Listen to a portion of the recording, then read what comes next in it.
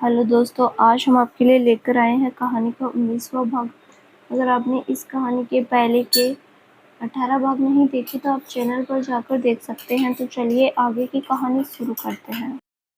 Shimla, India. थोड़ी देर बाद सभी बच्चे ऑर्फनेज के अंदर चले गए क्योंकि बाहर का टेम्परेचर गिरता जा रहा था। अब धीरे धीरे बर्फ बढ़ने लगी थी। वहीं इवांसी जैसे ही अपने टेंट के अंदर गई, उसकी आंखें हैरानी से बड़ी हो गई क्योंकि मोक्ष वहीं पर बैठा हुआ था। इवांसी हैरानी से बोली, तुम यहाँ क्या कर रहे हो? तुम्हें कैसे पता कि ये मेरा टेंट है? मोक्ष बिना इवांसी की तरफ देखे उससे बोला, क्यों? मुझे नहीं पता चलना चाहिए था? या तुम्हें लगता है कि तुम दुनिया में इकलौती ऐसी हो जिसके बारे में मोक्ष मलिक पता नहीं लगा सकता? इवांसी कुछ पल रुककर बोली, मोक्ष प्लीज जाओ यहाँ से, तुम्हें इवेंट में भी जाना है, टाइम हो रहा होगा, निकलो। ये सुनते ही मोक्ष एकदम से खड़ा हुआ, फिर इवांसी के सामने रुककर उससे बोला, कैसी हो ना तुम? इतने प्यार से दफा कर रही हो मुझे। इवांसी धीरे से बोली, धोखा देकर तो नहीं कर रही, प्यार की नुमाइश करके बोल तो नहीं रही थी? प्यार नहीं है। ये सुनते ही मोक्ष उसकी आंखों में देखने लगा। इवांसी फिर से बोली, जाओ यहाँ से, लेट हो रहा है राइट? ज़्यादा लेट हो जाए तो तुम्हें खुद रिग्रेट होगा और मैं नहीं चाहती कि तुम रिग्रेट करो। बोलकर वो एकदम से साइड हो गई। मोक्ष कुछ बोलता कि तभी उसके फ़ोन पर एक मैसेज आया। उसने कुछ पल मैसेज देखा, फिर इवांसी को देखकर बोला, वापस आऊँगा मैं। बोलकर वो तुरंत वहाँ से चला गया। मोक्ष के जाते ही इवांसी एकदम से नीचे गिर गई। उसने अपनी आंखें बंद कर ली। कुछ पल में उसकी आंखों से आंसू बहने लगे। इवांसी धीरे से बोली, बहुत कुछ झेला है तुमने मेरी वजह से। अब मैं बिल्कुल नहीं चाहती कि तुम कुछ भी झेलो मेरी वजह से। तुम्हें हक है खुश रहने का और मैं तुम्हें खुशी नहीं दे सकती, कभी नहीं देख सकती। बोलते हुए इवांसी ने एक गहरी सांस ली, फिर अपनी आंसुओं को साफ करते हुए वो खड़ी हो गई। वहीं दूसरी तरफ मोक्ष सीधे इवेंट प्लेस के लिए निकल गया। वहां पहुंचते ही वो जैसे गाड़ी से उतरा, मीडिया वालों ने उसकी फ़ोटोज़ लेनी शुरू कर दी। मोक्ष सबको इग्नोर करते हुए अंदर गया, लेकिन उसका ध्यान इस वक्त टेंट हाउस में इवांसी के पास ही था। मोक्ष के दिमाग में क्या था वो तो सिर्फ वही जानता था, और इस वक्त वो क्या करने वाला था वो इस इवेंट के बाद शायद सामने आ जाए। इवेंट में मोक्ष का एक इंटरव्यू हुआ। फिर सारी चीज़ें होने के बाद मोक्ष जैसे ही वहाँ से निकलने वाला था, एक आदमी उसके पास आकर बोला, मिस्टर मलिक कहाँ जा रहे हैं आप? मोक्ष से देखकर बोला, मिस्टर खान एक इमरजेंसी है, I have to go, I hope कि आपको कोई प्रॉब्लम ना हो। मिस्टर खान बोले, नो मुझे कोई प्रॉब्लम नहीं है, यू कैन गो। ये सुनते ही मोक्ष ने हल्का सा सिर हिलाया, फिर वो तुरंत वहाँ से निकल गया। करीब 1 घंटे बाद मोक्ष जैसे ही वापस उस टेंट हाउस के पास पहुँचा तो टेंट हाउस वहाँ पर था ही नहीं। मोक्ष धीरे से बोला, no you can do this. तभी उसके पीछे से आवाज़ आई, कौन हो तुम? ये सुनते ही मोक्ष ने मुड़कर सामने नीलम को देखा, जो कन्फ्यूजन से उसे देख रही थी। मोक्ष कुछ पल रुककर बोला, यहाँ पर एक लड़की थी, कहाँ गई वो? नीलम अचानक से बोली, इवांसी तुम जानते हो उसे? 10 दिनों से वो यहीं पर थी। मैंने उससे पूछा कौन है क्या है, लेकिन उसने अपने नाम के अलावा कभी कुछ नहीं बताया और आज अचानक अपना टेंट उठाकर वो चली गई। मोक्ष एकदम से बोला, और आपने उसे जाने दिया? नीलम धीरे से बोली, मैं उसे कैसे रोक सकती हूँ? जिसे मैं जानती नहीं उसे कैसे रोक लूँगी? और नीलम अपनी बात पूरी कर पाती उससे पहले ही मोक्ष तुरंत वहाँ से अपनी गाड़ी की तरफ बढ़ गया। नीलम ने कुछ पल उसे जाते देखा, फिर चिल्लाकर बोली, प्यार हो उसका? ये सुनते ही मोक्ष के कदम एकदम से रुका। उसने मुड़कर नीलम की तरफ देखा। नीलम गहरी सांस लेकर बोली, समझ गई। क्या संभाल लोगे उसे? बच्चों के साथ हंसती मुस्कुराती थी, पर टूटी बिखरी जरूर थी वो। मुझे नहीं पता क्या है क्या नहीं, तुम्हारा आपसी मामला है, पर जहाँ तक मुझे पता है यहाँ से किसी दूसरे ऑर्फनेज की तरफ गई होगी। ये सुनते ही मोक्ष बिना कुछ बोले गाड़ी में बैठा और वहाँ से निकल गया। उसके जाते ही नीलम धीरे से बोली, देखते हैं किस्मत ने क्या सोच रखा है। होता तो यही है कि आशिकी कभी पूरी नहीं हो पाए, पर क्या पता इस बार आशिकी अपनी आशिकी पा जाए। बोलकर वो हल्का सा मुस्कुरा दी। वहीं मोक्ष बस ऐसे ही गाड़ी ड्राइव किए जा रहा था। उसके दिमाग में नीलम की बातें चल रही थी। वो धीरे से बोला, दूसरा ऑर्फनेज?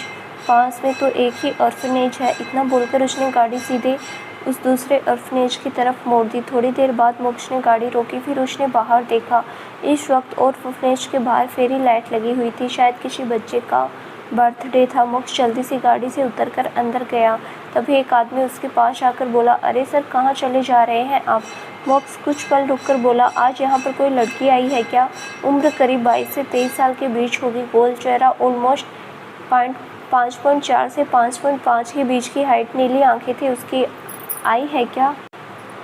वह आदमी कुछ पल रुककर बोला, नीली आंखों वाली? हाँ, एक लड़की तो है, अभी शाम को ही ऑलमोस्ट 1 घंटे पहले आई।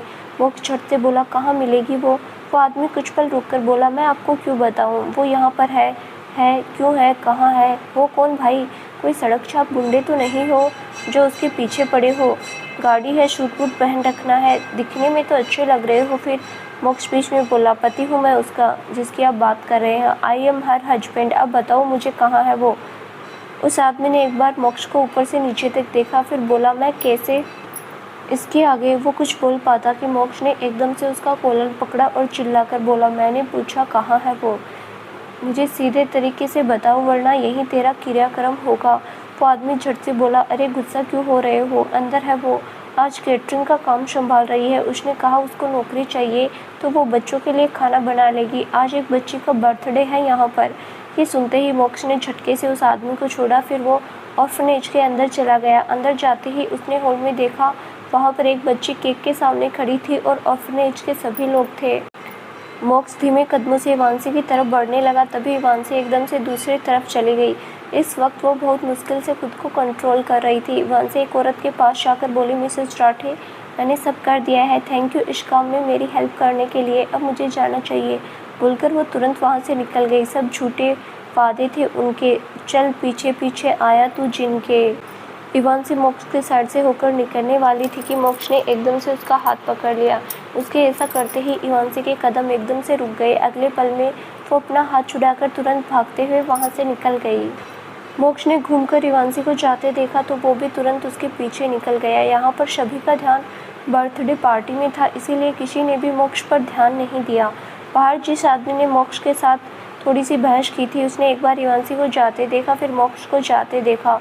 वो आदमी खुद से बोला, कैसे कैसे लोग होते हैं, अपने घर के झगड़े दूसरे शहरों में ढकने आते हैं। बोलकर उसने सिर हिला दिया। इवांसी वहाँ से निकलकर बस ऐसे ही रोड पर चली जा रही थी कि तभी मोक्स ने उसका हाथ पकड़ा, उसे अपनी तरफ घुमाकर चिल्लाकर बोला, क्या प्रॉब्लम है तुम्हारी? मुझसे भागने की कोशिश क्यों कर रही हो तुम? इवांसी अपना हाथ छुड़ाकर बोली, और तुम मेरे पीछे पीछे आकर मुझे पकड़ने की कोशिश क्यों कर रहे हो? 10 दिन हो चुके हैं मोक्स मलिक, तुम खुद छोड़कर गए थे, तुमने खुद मुझे तोड़ा, अब तुम मुझे जोड़ने की कोशिश मत करना, क्योंकि मैं नहीं चाहती। मैंने एक्सेप्ट किया है कि गलती की है तो सज़ा लूँगी। तुम दो, मैं ले रही हूँ। मोक्स ने एकदम से इवांशी को उसके कंधों से पकड़ा और चिल्लाकर बोला, नहीं देनी मुझे तुम्हें सज़ा। इवांसी मोक्स की आंखों में देखकर बोली, लेकिन लेनी है मुझे सज़ा, और तुम ना देने की बातें कैसे कर सकते हो? इतनी बड़ी तो सज़ा दे दी तुमने, मुझसे प्यार करवा कर प्यार में ही ठुकरा भी दिया, और ठुकराने के बाद तुम बोलो कि कोई सज़ा बाकी रह गई है। इवांसी की बातें सुनकर मोक्स के हाथ एकदम से उसके कंधे से सरकते हुए नीचे चले गए। इवांसी ने मोक्स को धक्का दिया और चिल्लाकर बोली, बस अब और नहीं। तुम्हें प्यार करवाकर मुझे एहसास दिलाना था कि प्यार में धोखा मिलने का अंजाम क्या होता है। समझ गई मैं, अब हिसाब बराबर, शब खत्म, तुम्हारा आखिरी बदला खत्म है। इसके आगे कुछ नहीं है, ना तुम्हारा ना मेरा, कुछ हमारा नहीं है। बोलकर वो फिर से जाने के लिए मुड़ गई।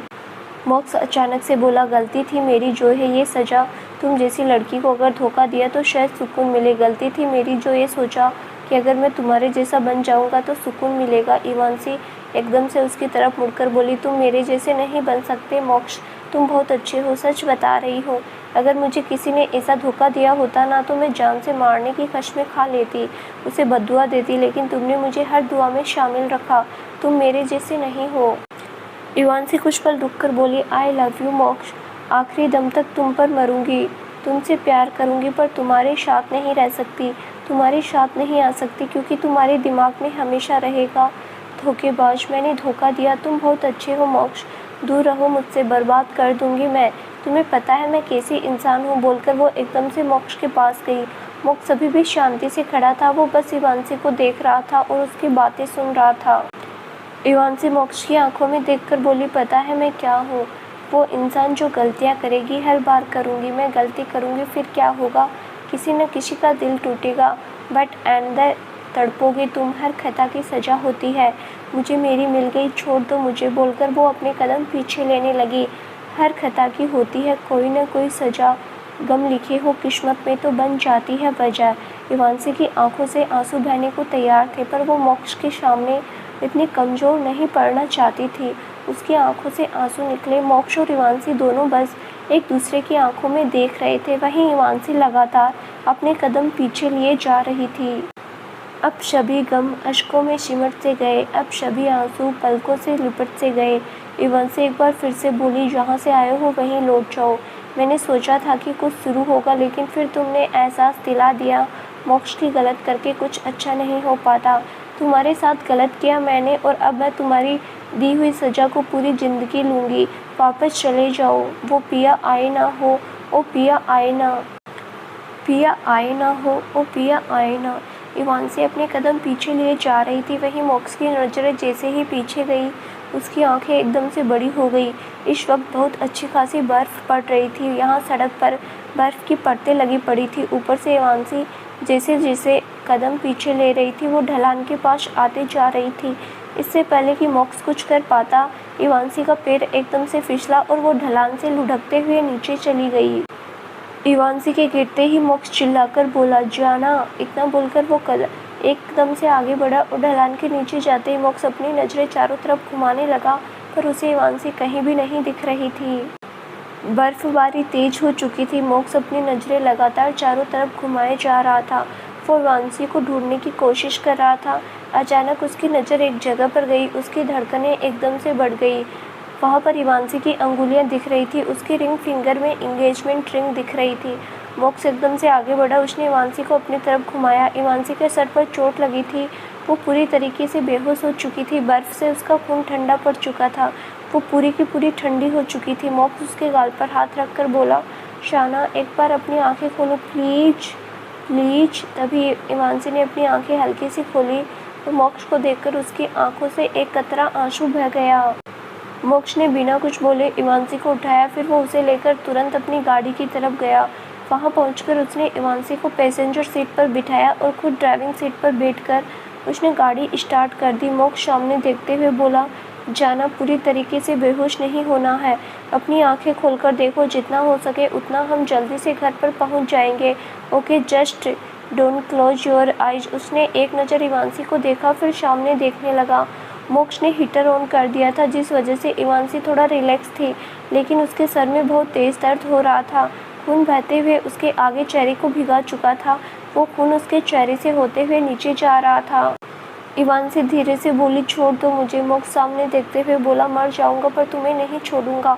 ये सुनते ही इवांसी की नज़रें खुद ब खुद मोक्ष की तरफ चली गई। वो अपनी आंसू भरी आंखों से उसे देख रही थी। इवांसी धीरे से बोली, धोखा दिया है मैंने तुम्हें। जब तक तुमने मुझे रिजेक्ट नहीं किया तब तक ये लग रहा था कि सब ठीक है, पर उसके बाद सब रियलाइज हो गया मोक्ष कि हम एक साथ नहीं आ सकते। और मोक्ष बीच में बोला, दुनिया में ऐसा कुछ नहीं है जो इम्पॉसिबल हो। जाना, हर चीज़ पॉसिबल है, फिर चाहे वो रिश्ता हो, फिर प्यार हो, आशिक हो या कुछ भी। बोलकर उसने एक बार फिर से स्पीड बढ़ा दी। उसकी बात सुनकर इवांसी ने बिना कुछ बोले अपनी आंखें हल्की सी बंद कर दी।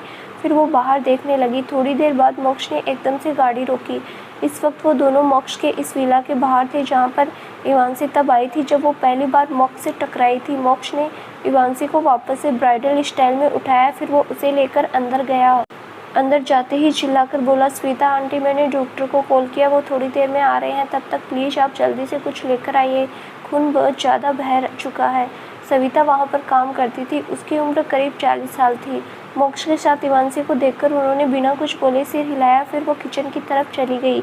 मोक्ष सीधे अपने बेडरूम में पहुंचा। उसने इवांसी को बेड पर लिटाया। उसने अपना ब्लेजर उठाकर एक कोने में फेंका और अपना रुमाल निकालकर वो जल्दी से इवांसी के पूरे खून को साफ करने लगा। उसका पूरा रुमाल भीग गया था, पर इवांसी का खून अभी भी साफ नहीं रुका था। तभी इवांसी वहाँ पर एक ट्रे लेकर आई, जिसमें गर्म पानी, एक कपड़ा और बहुत सारा कॉटन था। मोक्ष ने वो ट्रे नाइट स्टैंड पर रखी। फिर वो वापस से इवांसी का खून साफ करने में लग गया। सविता मोक्ष को देखकर बोली, बेटा, वहाँ बहुत ठंड लग रही है, मैं हीटर चला देती हूँ। बोलकर उसने जल्दी से हीटर ऑन कर दिया। इवांसी का पूरा चेहरा पीला पड़ चुका था। उसकी आंखें अब भारी होने लगी थी। सविता ने जल्दी से इवांशी का हाथ उठाकर उसकी नब्ज चेक की और फिर मोक्ष को देखकर बोली, मोक्ष बेटा बुखार चढ़ रहा है, सर पर चोट भी लगी है। और मोक्ष बीच में बोला, सविता आंटी मैं सब कुछ समझ रहा हूँ, आप जल्दी से नीचे जाकर देखिए, डॉक्टर आए हो तो प्लीज़ उन्हें जल्दी लेकर आइए। सविता सिर हिलाकर बोली, ठीक है मैं अभी आती हूँ। बोलकर वो तुरंत वहाँ से चली गई। मोक्ष ने इवांशी के हाथों को सहलाते हुए उसके चेहरे की तरफ देखा। उसकी आंखें पूरी तरीके से बंद हो चुकी थी, वो पूरी तरीके से बेहोश हो चुकी थी। करीब 5 मिनट के अंदर ही सविता आंटी डॉक्टर को लेकर ऊपर आई। डॉक्टर मोक्ष को देखकर बोल, mister Malik I have to check her please. Moksh बिना कुछ बोले बेड से उठ गया। वो अभी भी इवांशी की तरफ देख रहा था। डॉक्टर वहीं बैठे वो इवांशी को चेक करने लगे। उन्होंने चेक करने के बाद उसके सर पर एक पट्टी लगा दी, क्योंकि सर पर जो चोट थी वो ज़्यादा गहरी तो नहीं लेकिन हल्की भी नहीं थी, अच्छा खासा कट गया था। थोड़ी देर बाद डॉक्टर मोक्ष की तरफ बोले, इट्स गुड मिस्टर मलिक कि आपने मुझे टाइम पर बुला लिया। शिमला का मौसम इतना ख़राब हो चुका है कि कभी भी कुछ भी ऐसा हो सकता है। सर पर चोट भी आई है, ब्लड लॉस हुआ है, पर इतना नहीं कि हमें ब्लड की ज़रूरत पड़े, पर थोड़ी कमजोरी होगी और ठंड बहुत है, इनका बुखार बढ़ता चला जाएगा। मैंने इंजेक्शन दिया है बट आई सजेस्ट कि बॉडी हीट की ज़रूरत है, बाकी कल सुबह तक होश आ जाएगा। बोलकर डॉक्टर वहाँ से चले गए। मोक्ष इवांशी की तरफ देखकर सविता से बोला, आंटी अब जा सकती है। सविता धीरे से बोली, ठीक है ध्यान रखना। बोलकर वहाँ से चली गई। जाते टाइम उन्होंने गेट बंद कर दिया था। मोक्ष ने एक बार गेट अंदर से लॉक किया, फिर अपनी शर्ट के बटन खोलते हुए बेड की तरफ बढ़ने लगा। कुछ पल में उसने अपने शर्ट के सारे बटन खोल दिए, फिर शर्ट वहीं साइड में रखकर मोक्ष इवांशी के पास ब्लैंकेट के अंदर चला गया। मोक्ष ने एकदम से इवांशी को अपने पास खींचा, फिर वो उसकी पीठ सहलाने लगा। इवांशी अभी भी हल्का हल्का कांप रही थी, वो पूरी बेहोशी में थी। मोक्ष ने आगे बढ़कर उसके होठों पर हल्की सी किस की, फिर धीरे धीरे उसके सारे कपड़े उतारने लगा। कुछ ही पल में इवांशी के सारे कपड़े फ्लोर पर पड़े हुए थे, वो पूरी तरीके से मोक्ष के अंदर ब्लैंकेट में थी। मोक्ष ने आगे बढ़कर इवांशी के कंधे पर किस की, फिर उसकी अंगुलियों से अपनी अंगुलियों को इंटरविट करके वो उसकी हथेलियों को सहलाने लगा। धीरे धीरे इवांशी का बॉडी टेम्परेचर नॉर्मल होता गया। करीब 1 घंटे तक ऐसे ही रहने के बाद मोक्ष की भी आंख लग गई। अगली सुबह इवांशी धीरे धीरे अपनी आंखें खोली। कुछ ही पल में ये फिल्म की तरफ देखने के बाद उसने अपनी नज़रें इधर उधर गंवाई। उसे कुछ समझ नहीं आ रहा था तब तक, जब उसकी नज़रें मोक्ष पर नहीं गई। मोक्ष के अपने पास देखा, अचानक उसकी आंखें बड़ी हो गई। वो जैसे ही उठने गई और उसका सर घुमा, वो वापस बेड पर लेट गई। उसकी इस हरकत से मोक्ष की आंखें खुल गई। मोक्ष ने इवांशी के गाल पर हाथ रखा, उससे बोला, जाना आर यू राइट, कहीं दर्द हो रहा है तुम्हें या फिर? इवांशी बीच में बोली, सर घूम रहा है, मेरा दर्द भी हो रहा है। बोलते हुए उसने अपने सर को टच किया तो उसे समझ आया कि उसे बैंडेज लगा हुआ था। इवांशी ने अपनी आंखें खोलकर वापस मोक्ष को देखा, उससे बोली, क्यों वापस लेकर आए तुम मुझे यहाँ पर, और तुमने मुझे बचाया क्यों? मोक्ष उसकी आंखों में देखकर बोला, तो क्या चाहती थी, तुम्हें मरने के लिए छोड़ देता? मैं किसी को तब तक नहीं छोड़ता जब मैं उसे जानता नहीं। यहाँ तुम्हें मैं जानता क्या, तुम तो खुद मेरी जान हो। ये सुनकर इवांशी बस उसकी आंखों में देखती रह गई। मोक्ष कुछ पल वैसे ही रहा, फिर धीरे से बोला, थैंक गॉड तुम्हारा टेम्परेचर उतर गया। बोलकर वो उठकर बैठ गया। उसने इवांशी को उठने में हेल्प की। इवांशी अचानक से बोली, मेरे कपड़े। बोलते हुए उसकी नज़र फ्लोर पर गिरे हुए अपने कपड़ों पर गई। फिर उसने कन्फ्यूजन से मोक्ष को देखा। मोक्ष झट से बोला, दिमाग दौड़ाने की ज़रूरत नहीं है, ओके बॉडी हीट की ज़रूरत थी वही दिया है, इंटरकोर्स नहीं दिया है। इवांशी धीरे से बोली, ये शब्द यूज करने की ज़रूरत नहीं थी। मोक्ष आई रोल करते हुए बोला, इट्स नॉर्मल, जाना कहीं भी जाओगी तो ये वर्ड बहुत नॉर्मल है, इतना रिएक्ट करने की ज़रूरत नहीं है। तुम्हें चक्कर इसलिए आ रहे हैं क्योंकि ब्लड काफ़ी लॉस हुआ है, खाने पीने का ध्यान देना पड़ेगा। मुझे लग रहा है 10 दिन से तुमने अपनी हालत बहुत ख़राब कर रखी है। बोलकर वो बेड से खड़ा हुआ, फिर उसने अपनी शर्ट उठाई और चुपचाप वॉशरूम में चला गया। इवांशी धीरे से बोली, ये इतना नॉर्मल बिहेव क्यों कर रहा है, ऐसे तो थोड़ी होता है। बोलते हुए उसकी नज़र एकदम से मोक्ष की एक फ़ोटो पर चली गई। उस फोटो को देखते ही इवांशी की आंखें एकदम से नम हो गई, क्योंकि वो फ़ोटो मोक्ष के उस चेहरे के साथ थी जो खुद मोक्ष का था। इवांशी धीरे से बोली, आई डोंट डिजर्व यू। मोक्ष, बर्बाद किया है मैंने तुम्हें, मैं तुमसे अपनी आबादी नहीं मांग सकती। मुझे खुद पर भी ही भरोसा नहीं है कि अगर मैं तुम्हें एक बर्बाद कर सकती हूँ तो कहीं दोबारा कर बैठी तो हम साथ नहीं हो सकते। तुमसे प्यार करना मेरी ज़िंदगी की सबसे बड़ी खुशी है, गलती नहीं। I will love you for ever. तभी उसके कानों में आवाज़ पड़ी, और तुम्हें लगता है कि आई डोंट लव यू? ये सुनते ही इवांशी की नज़रें एकदम से मोक्ष की तरफ चली गई, जो कि वॉशरूम के गेट पर खड़ा था। इवांशी कुछ बोलती कि तभी गेट नॉक हुआ। मोक्ष ने जाकर गेट खोला। सामने सविता आंटी खड़ी थी, जिनके हाथ में एक में ट्रे थी, उसमें खाना रखा था, साथ ही इवांशी के लिए जूस और दूध का गिलास दोनों थे। मोक्ष वो ट्रे लेकर बोला, थैंक्स आंटी। श्वेता मुस्कुराते हुए बोली, थैंक्स की बात नहीं बेटा, वो लड़की। मोक्ष बीच में बोला, बीवी है मेरी, इवांसी नाम है उसका। इवांसी ने जैसे ही मोक्ष की लाइन सुनी वो एकदम से उसकी तरफ देखने लगी जो उसकी तरफ पीठ किए खड़ा था। सविता आंटी मुस्कुराते हुए बोली, बहुत अच्छा नाम है, अब ठीक है ना? मोक्ष कुछ पल रुककर बोला, ठीक है पर थोड़ी कमजोरी है, मैं देखता हूँ, आप जाइए, मैं थोड़ी देर में उसे नीचे लेकर आ जाऊँगा। सविता आंटी सर हिलाकर बोली, ओके मैं जाती हूँ, बोलकर वो वहाँ से चली गई। उनके जाते ही मोक्ष ने गेट बंद किया, फिर इवांसी की तरफ मुड़कर बोला, ब्रेकफास्ट टाइम जाना, लेकिन उससे पहले तुम्हें फ्रेश होने की ज़रूरत है। इवांसी जल्दी से बोली, मुझे नहीं फ्रेश होना, मुझे ठंड लग रही है। मोक्ष ने खाना नाइट स्टैंड पर रखा, फिर बिना एक पल गवाए बोला, वो इसलिए लग रही है क्योंकि तुमने कुछ पहना नहीं है जाना। ये सुनते ही इवांसी ने दोनों गाल एकदम से लाल हो गए, वो दूसरी तरफ देखने लगी। मोक्ष ने कुछ पल उसकी तरफ देखा, फिर बिना कुछ बोले उसने एक गहरी सांस ली और क्लोजेट की तरफ चला गया। क्लोजेट से मोक्ष ने अपनी एक टी शर्ट निकाली, फिर इवांसी की तरफ देखकर बोला, वियर दिस। इवांसी ने बिना कुछ बोले जल्दी से वो टी शर्ट पहन ली। तभी मोक्ष ने ब्लैंकेट उठाया, उसे ब्राइडल स्टाइल में उठा लिया। इवांसी झट से बोली, क्या कर रहे हो तुम, नीचे उतारो मुझे। मोक्ष वॉशरूम की तरफ बढ़ते हुए बोला, अगर तुमने मुंह बंद नहीं रखा अपना तो तुम्हें ठंडा पानी में गिरा दूंगा। ये सुनते ही इवांसी की आंखें हैरानी से बड़ी हो गई, वो मोक्ष को घूरने लगी। सुबह का वक्त, इवांसी इस वक्त बेड पर बैठी हुई थी, उसने मोक्ष की शर्ट पहनी हुई थी, उसके सामने ब्रेकफास्ट रखा था, वो कभी खाने को तो कभी अपने बगल में बैठे हुए मोक्ष को देख रही थी। मोक्ष अचानक से बोला, कुछ चल रहा है क्या तुम्हारे दिमाग में जाना, कुछ ऐसा जो तुम बोलना चाहती हो लेकिन तुम बोल नहीं रही? इवांसी झट से बोली, बहुत कुछ चल रहा है मेरे दिमाग में। सबसे पहले ये चल रहा है कि तुम इतना नॉर्मल बिहेव क्यों कर रहे हो, हमारे बीच कुछ भी नॉर्मल नहीं है, तुम जानते हो।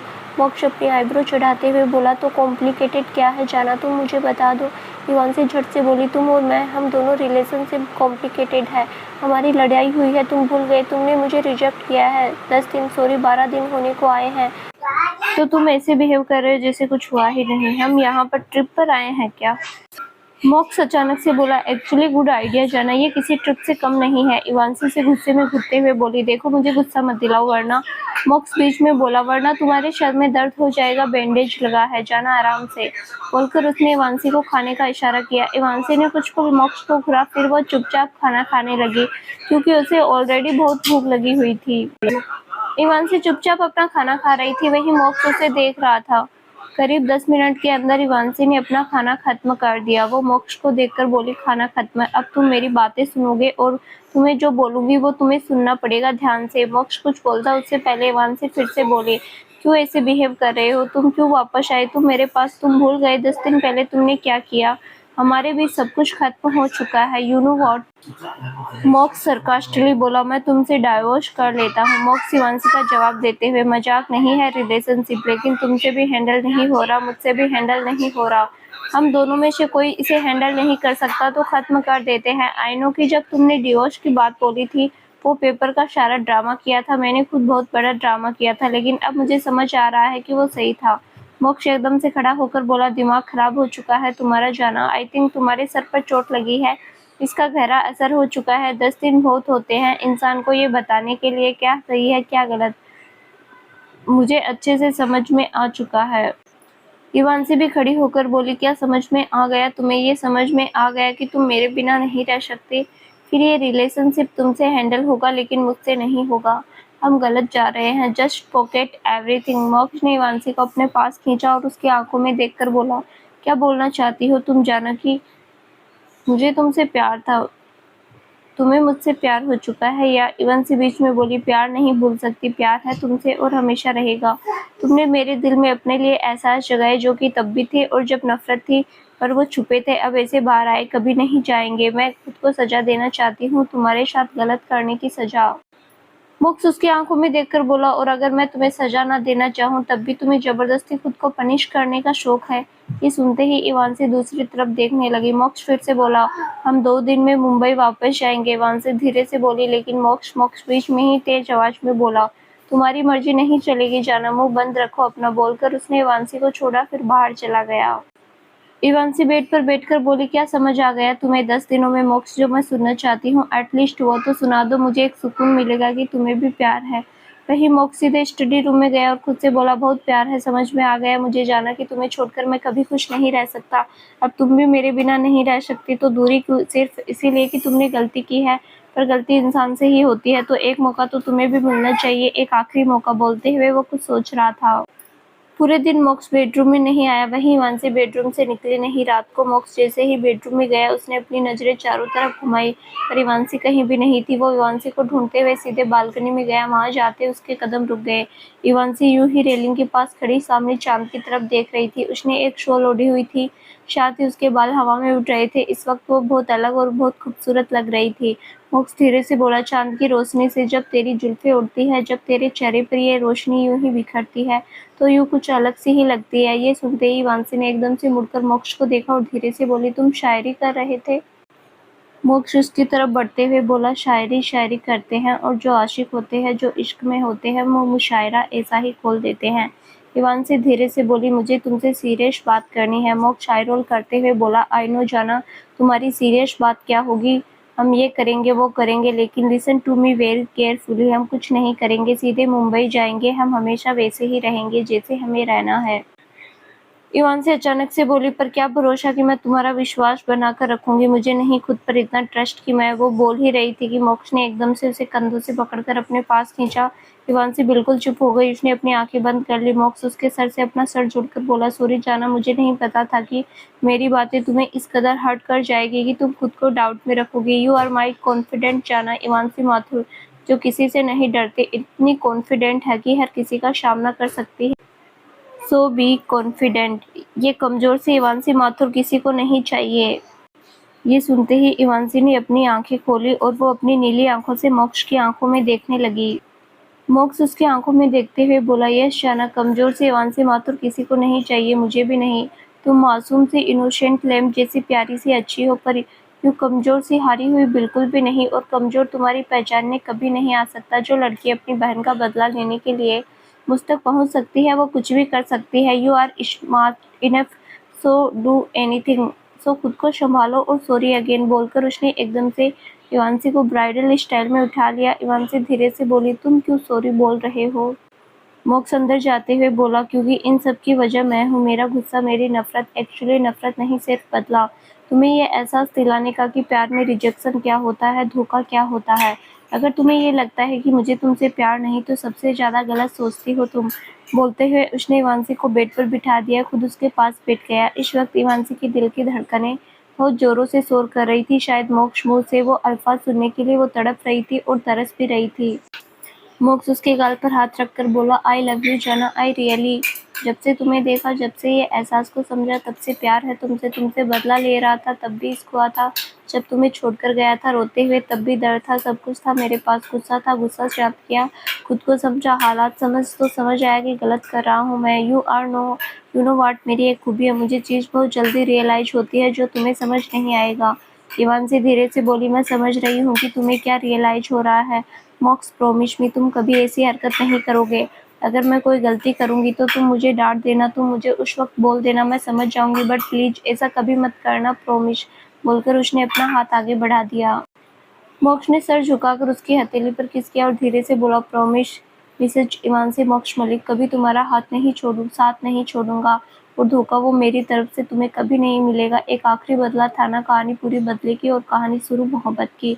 बोलकर उसने इवांसी की हथेली पर एक बार फिर से किस किया, फिर इवांसी की आंखों में देखने लगा। इवांसी ने मुस्कुराते हुए एकदम से आगे बढ़कर मोक्ष को हक कर लिया। वो अचानक से बोली, ओ शिट। मोक्ष एकदम से उससे अलग होकर बोला, अपने सर पर चोट लगाई तुमने? इवान से अपने सर पर हाथ रखते हुए बोली, ध्यान नहीं दिया, वो झटका लग गया, आई थिंक दर्द हो रहा है। मोक्ष उसका हाथ पकड़कर बोला, यू नो व्हाट जाना, सब कुछ अच्छा चल रहा होता है, लेकिन तुम ऐसी लापरवाही करती हो कि मेरा मन करे कि तुम्हें बहुत डांटूं। इवांसी रोनी शक्ल बनाकर बोली, ये क्या बात हुई? तुम मुझे ऐसे डांटने की बातें नहीं बोल सकते। अगर तुमने मुझे डांटा ना, तो मैं तुम्हें ज्यादा डांटूंगी। मोक्ष सरकास्टिकली बोला, कंपटीशन चल रहा है क्या डांटने का? तुम मुझे तब डांटोगी जब मैं कोई गलती नहीं करूंगा, लेकिन फॉर योर काइंड इन्फॉर्मेशन, मोक्ष मलिक कोई गलती नहीं करता। इवान से चिढ़ते हुए बोली, वो तो परफेक्शन का पुतला है, इतनी परफेक्ट हरकतें हैं कि उसका परफेक्शन के आगे परफेक्ट इंसान भी परफेक्ट बन जाए। मोक्ष आई रोल करते हुए बोला, वेरी बैड जाना, मजा नहीं आया। बोलकर उसने इवांसी के सर का बैंडेज चेंज करना शुरू कर दिया, जो कि रात को चेंज करने का था। शिवांशी धीरे से बोली, देखो तुम मेरी बैंडेज चेंज करो पर आराम से करना, अगर मुझे दर्द हुआ तो। वो बोल ही रही थी कि मोक्ष ने गलती से उसकी चोट वाली जगह पर टच किया। शिवांशी के मुंह से एकदम से चीख निकल गई। मोक्ष झट से बोला, आई एम सॉरी जाना, मेरा ध्यान नहीं गया। तुम चुप नहीं रह सकती, तुम्हें बकवास करने के लिए किसने बोला? शिवांशी धीरे से बोली, एक तो तुम्हारी वजह से मुझे दर्द हुआ, तुम बोलो कि मैं बकवास कर रही हूँ। मोक्ष कुछ पल रुककर बोला, हाँ तो तुम चुप रहो ना, मेरा ध्यान तो ऐसे ही भटकेगा, वैसे भी तुम्हारी चोट देखकर मुझे बहुत अजीब लगता है। ये सुनते ही शिवांशी एकदम से मोक्ष के चेहरे की तरफ देखने लगी, जिसके चेहरे पर प्यार और चिंता साफ झलक रही थी। वो बस चुपचाप मोक्ष के चेहरे को देखने लगी। उसके फेस पर एक प्यारी सी स्माइल आ गई थी। थोड़ी देर में मोक्ष ने उसके सर पर अच्छे से बैंडेज लगा दिया। मोक्ष धीरे से बोला, फाइन डन। शिवांशी मुस्कुराते हुए बोली, आई लव यू। ये सुनते ही मोक्ष हल्का सा मुस्कुराया। शिवांशी का गाल पिंच करके बोला, ऐसे बोलते हुए तुम कितनी क्यूट लगती हो, इतना क्यूट कोई कैसे हो सकता है? शिवांशी उसके गले में अपनी बाहें डालकर बोली, वो तो तुम्हें पता होगा क्योंकि क्यूट तुम्हें नजर आती, मुझे नहीं लगता मैं कोई क्यूट हूँ। मोक्ष उसकी आंखों में देखकर बोला, मेरी नज़र से देखो, दुनिया की सबसे क्यूट इंसान, दुनिया की सबसे खूबसूरत लड़की हो तुम, दुनिया की सबसे प्यारी रूह तुम हो, मेरे लिए तो हो, बाकी दुनिया जाए भाड़ में। ये सुनते ही शिवांशी को हंसी आ गई। तो दोस्तों आगे क्या होगा जानने के लिए इस कहानी का अगला भाग जरूर देखें, जो बहुत जल्द ही इस चैनल पर प्रसारित किया जाएगा। धन्यवाद।